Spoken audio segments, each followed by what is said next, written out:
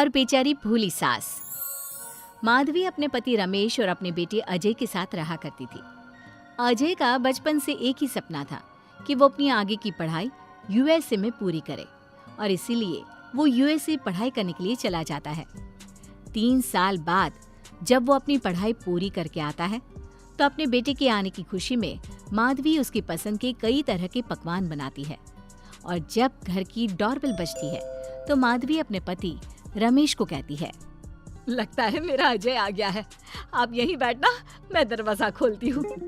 माधवी जल्दी से जाकर दरवाजा खोलती है तो दरवाजे पर अजय के साथ एक लड़की को देखकर वो अजय से पूछती है, ये कौन है बेटा? माँ, ये ग्रेटी है। हम दोनों यूएसए में साथ ही पढ़ते थे और अब ग्रेटी इस घर की बहू है। क्या बहू? अरे बेटा, तूने शादी कर ली और बताया भी नहीं। कम से कम अपनी माँ को बता तो देता कि तू अपने साथ इस घर की बहू लेकर आ रहा है। मैं बहू के आने की कुछ तैयारी तो कर लेती। कोई बात नहीं बहू, यहीं रुक, मैं अभी तेरे लिए पूजा की थाल लेकर आती हूँ। मॉम, आप अपनी ये फॉर्मेलिटीज बाद में पूरी कर लेना। I'm so tired right now. आजा डार्लिंग, अपना रूम कहाँ है? कोई बात नहीं बहू, तुम पहले आराम कर लो, तब तक मैं तुम्हारे लिए चाय बना कर लाती हूँ। ग्रेटी अपनी सास की किसी भी बात का कोई जवाब नहीं देती और अपने रूम में जाकर सो जाती है।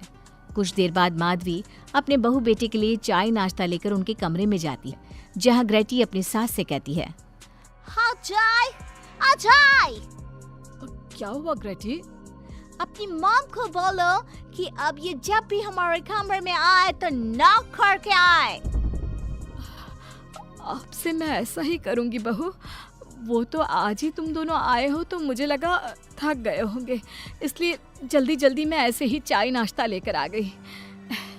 वो क्या है ना, अजय जब भी बाहर से आता है तो आते ही चाय मांगता है, बस इसीलिए मैं ना ये चाय यहाँ रख देती हूँ, पी लेना, अदरक वाली चाय है। ये बोलकर माधवी वहाँ से जाने लगती है। तभी ग्रेटी अपनी सास से कहती है, जाते हुए अपनी साथ अपनी ये चाय भी ले जाओ, क्योंकि अजय अब चाय नहीं पीता।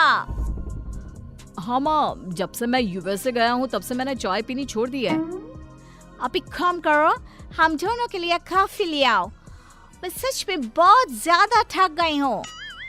अरे ठीक है, ला देती हूँ। अच्छा बेटा, तुम्हारे मम्मी पापा इंडियन है या फिर वही अंग्रेजी है?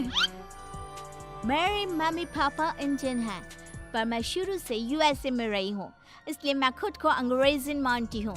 वैसे अब जल्दी से जाकर मेरे लिए कॉफी लेकर आओ और मेरे बारे में इतना ज्यादा इंक्वायरी करने का जरूरत नहीं है। अरे हाँ हाँ, अभी लाती हूँ। वैसे बहू, मैं तुम्हें ना इंडिया के सारे तौर तरीके सिखा दूंगी। अरे क्या हुआ, तुम्हारी परवरिश अगर यूएसए में हुई है, हाँ तो इंडियन ही ना।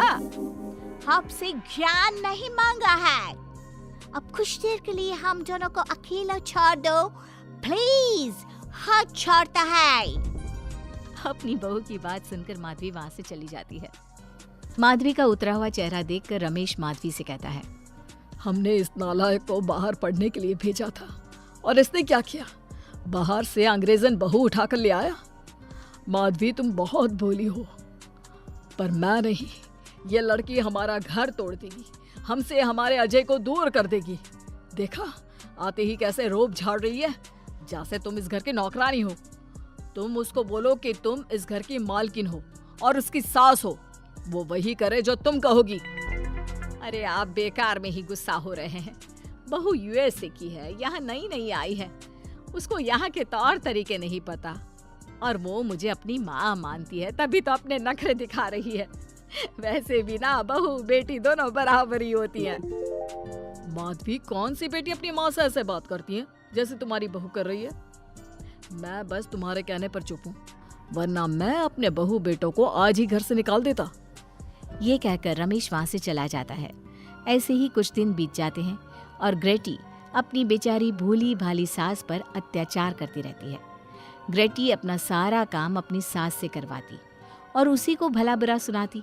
ऐसे ही एक दिन माधवी कपड़े धो रही होती है और ग्रेटी माधवी को सताने के लिए अपने सारे कपड़े लाकर उसे देती है और कहती है, मॉम्स, ये मेरे कुछ कपड़े हैं, जरा इन्हें भी धो दो। इतना बोलकर ग्रेटी तैयार होकर घर से जाने लगती है। तभी माधवी उससे कहती है, बहू, आज तुम्हारे ससुर के दोस्त के घर में एक छोटी सी पार्टी है। उन्होंने सह परिवार बुलाया है। मैं चाहती हूँ कि तुम और अजय भी आज हमारे साथ वहाँ चलो और आज ना साड़ी पहनना। मॉम, अभी मैं क्लब जा रही हूँ, रात को मुझे टाइम मिलेगा तो आपके साथ चली जाऊंगी, पर साड़ी बारी नहीं पहनूंगी। ये कहकर ग्रेटी वहाँ से चली जाती है। शाम हो जाती है। सब ग्रेटी के घर आने का इंतजार करते हैं और इस वजह से कोई भी पार्टी में नहीं जा पाता। इंतजार करते करते रात के 12 बज जाते हैं। 12 बजे रात को ग्रेटी नशे की हालत में जख्मी घर आती है। अपनी बहू के सर और हाथ पर लगी चोट देखकर माधवी परेशान हो जाती है और जल्दी से फर्स्ट एड का बॉक्स लाकर अपनी बहू के सर पर पट्टी करती है। एक माँ की तरह प्यार करते हुए वो अपनी बहू से कहती है, बहू, तुझे चोट कैसे लग गई बेटा? मैं घर आ रही थी, एक बाइक वाले से मेरी टक्कर हो गई।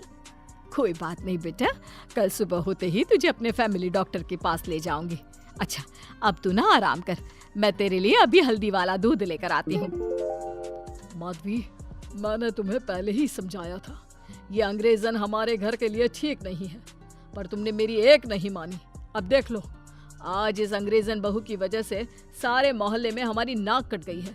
आज सब हम पर हंसते हैं और ये सब कुछ तुम्हारी वजह से हुआ है, तुम्हारी छूट की वजह से हुआ है।